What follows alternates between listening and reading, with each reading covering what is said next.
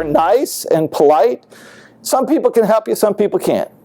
But yeah, you're not here to find jobs, you're here to network. There's a big difference there. Yeah. So network, and it will happen. Brent might be hiring. You hiring? I might be hiring. You never know. You network. And then through your network, build a bond, build a connection.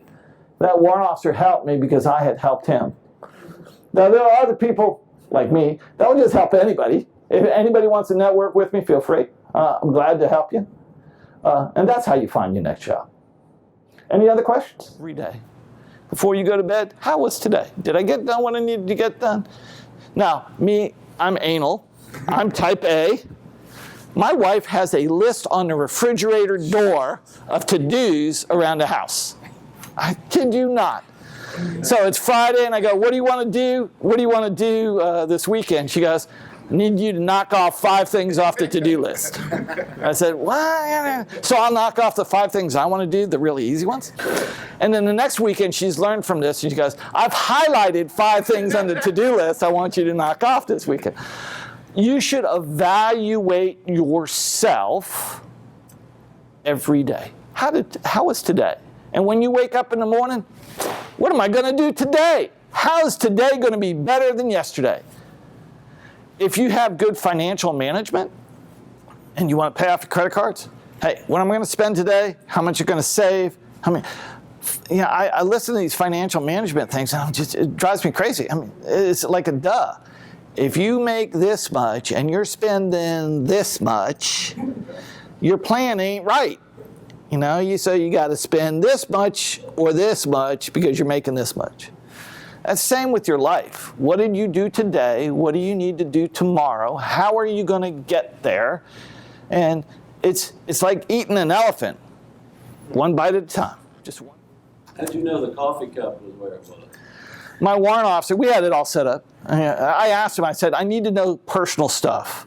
Well, I don't know where he lives. I don't know how many kids he has. And I said, well, what can we use? You got to have a hook.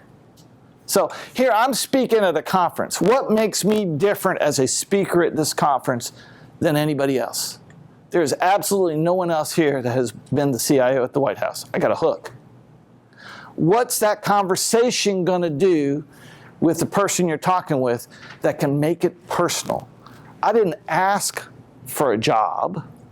I made a personal introduction of who I was and told him this is what you're going to get if you hire me for a job.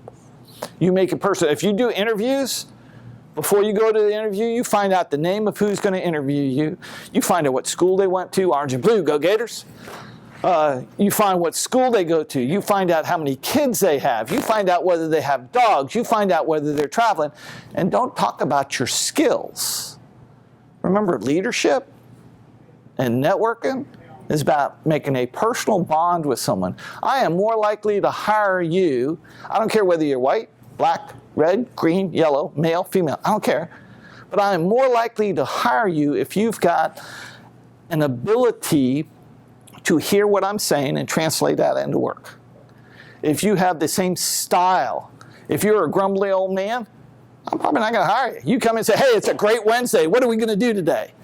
You're going to hire me today, and this is why. Well, I'm more likely to hire that guy. That's a lot of energy. That's a lot of energy and effort. So you make a personal connection.